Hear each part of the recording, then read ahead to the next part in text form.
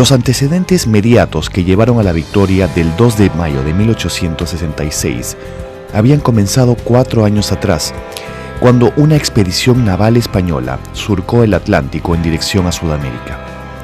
Eran años de incertidumbre y Europa exhibía apetito de reconquista y reparación. El propósito escondido de la Armada española era sencillo. Quería cobrar una cuantiosa deuda externa que, de acuerdo a su parecer, el Perú le debía a españoles, tanto al Estado como a particulares. Para lograrlo, España evaluaba que el guano le había devuelto recursos al erario peruano y que el país estaba en capacidad de pagar. A la vez, España evaluaba que continuaban los desórdenes políticos y que el desgobierno era tal que sería fácil presionar al Estado para cobrar un último tesoro peruano. Los orígenes de la deuda se remontaban a una cláusula de la capitulación de Ayacucho, donde España reclama el pago que la Hacienda peruana, es decir, el actual Ministerio de Economía, tenía con la Hacienda española. En 1862, la reina Isabel decidió enviar a las costas del Pacífico una flota de embarcaciones con el fin aparente de llevar a cabo estudios científicos. De hecho, al comenzar el viaje hubo algunos científicos y profesores de geología, zoología, botánica, etc. En julio de 1863 llegaron los españoles por primera vez a las costas del Callao. La escuadra española estaba comandada por el general español Luis Hernández Pinzón. Poco después, en agosto de ese mismo año, ocurrió una riña en la hacienda Talambo, ubicada cerca de Chiclayo. Ahí residían 35 familias de origen vasco que cultivaban algodón como colonos y padecían grandes tensiones con la población local.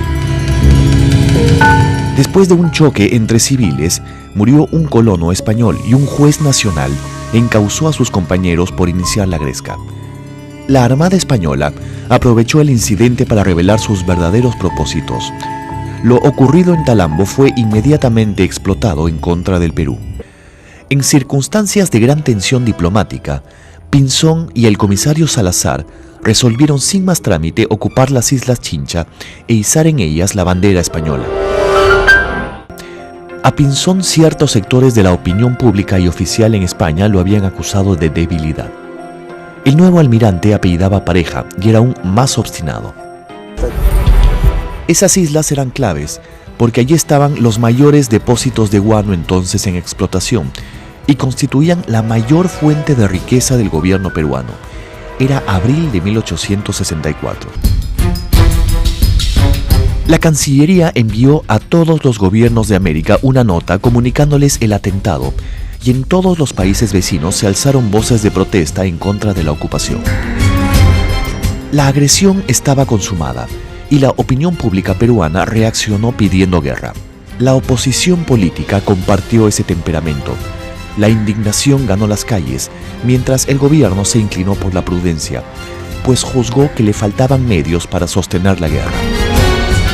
El país se encontraba indefenso, su escuadra naval era ínfima, el ejército carecía de armamento y la artillería de piezas de grueso calibre.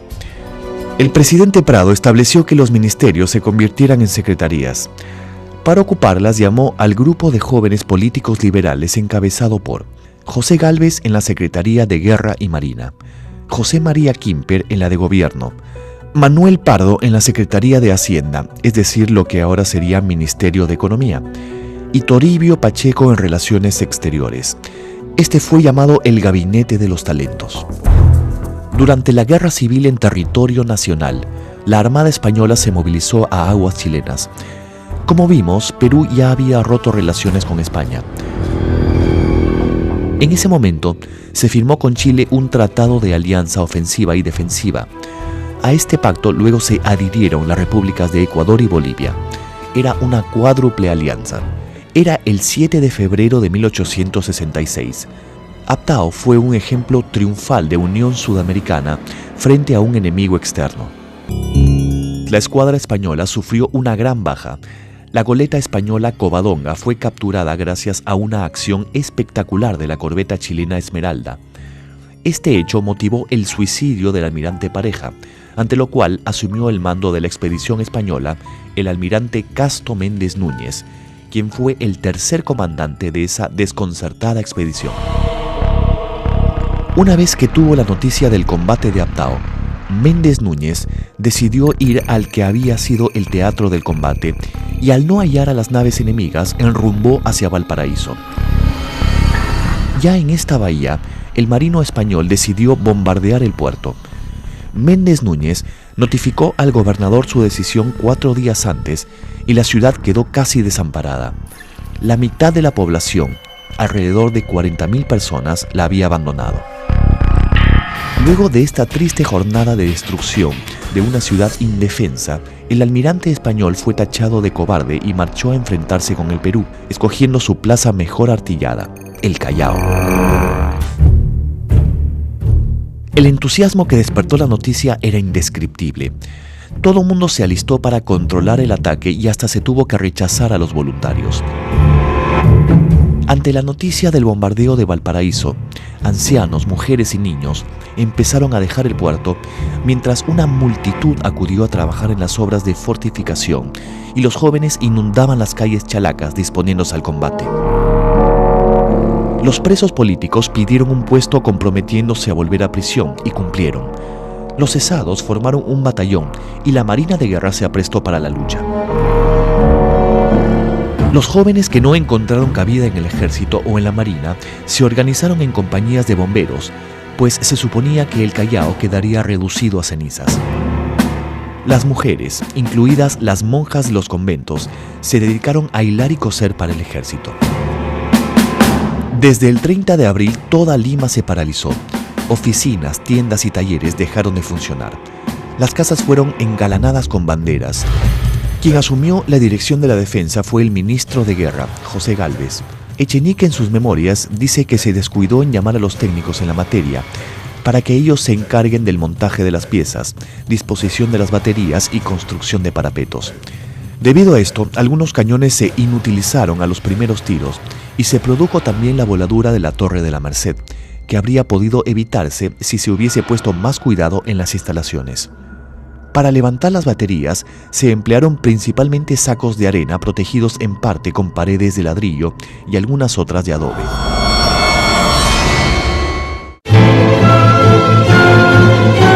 La Armada Española estaba compuesta por 6 fragatas, una corbeta, algunos transportes y contaba con unos 300 cañones. A las 11 de la mañana del 2 de mayo apareció la escuadra española tendida en una línea en forma de V chica. Se acercó tanto a la playa que pareció que iba a varar. El fuerte de la Merced no había sido terminado y lucía como el esqueleto de una torre. Ahí, en una suerte de balcón, combatió José Gálvez, secretario peruano de la guerra. Los barcos estaban anclados en la rada del Callao y pelearon como baterías flotantes, siendo dirigidos por el capitán de navío Lizardo Montero. Los contendientes estaban tan cerca que alcanzaban a verse y oían los gritos de mando del adversario.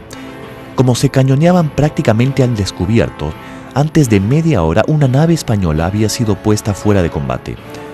La Torre de la Merced estalló a las 12 del día porque una bomba alcanzó los sacos de pólvora que se habían amontonado como parapetos. La torre había sido transformada en un polvorín. Allí murió Gálvez y otras 27 personas, entre ellos un joven apellidado Alarco, que es el primer mártir de los bomberos. El Callao estaba abandonado por quienes no eran combatientes. Las puertas de las casas estaban cerradas, aunque todas flameaban sus banderas patrias. Varios batallones esperaban cerca de los fuertes en caso de que los españoles intentaran un desembarco. Después de la explosión en la Torre de la Merced, se veía un terrible panorama. Una masa deforme de miembros palpitantes, sangre, ceniza, tierra y retazos de uniformes. De entre esa horrorosa mezcla de tierra y cadáveres destrozados, se extrajeron el cuerpo de Gálvez y algunos otros combatientes. Luego de la muerte de Gálvez, el combate continuó prácticamente sin mando central hasta caer la tarde, cuando se obtuvo la victoria. Las bandas de música tocaron marchas militares incesantemente a lo largo del combate. 2 fragatas quedaron fuera de combate, pero la lucha prosiguió durante horas.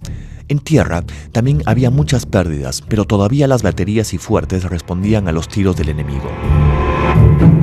Solo a las 5 de la tarde, cuando ya caía el sol, se dio orden de suspender el fuego. A esa hora todavía los cañones del fuerte Santa Rosa disparaban sus tiros contra el enemigo. Las destrucciones materiales en el Callao se redujeron a la pérdida de la Torre La Merced, al desmonte de una batería y a un corto número de incendios que pronto fueron extinguidos. La población felizmente sufrió muy pocos daños. Los españoles se retiraron sin haber cobrado su deuda y sus barcos dieron la vuelta al mundo porque pusieron proa hacia las Filipinas. La retirada de Méndez Núñez por el Cabo de Hornos en el invierno de 1866 estuvo plagada de calamidades. Casi 1000 marineros se enfermaron de escorbuto y a los muertos tuvieron que arrojarlos al mar. Para los peruanos, la gesta del combate del 2 de mayo fue un gran triunfo inobjetable. Se ratificó nuestra independencia gracias a la unidad nacional y a la intensa participación cívica. En el siglo XIX, después de Ayacucho, el 2 de mayo es la siguiente cumbre del patriotismo peruano. En esa jornada, el sentimiento lideró a los combatientes y bastó para darnos la victoria.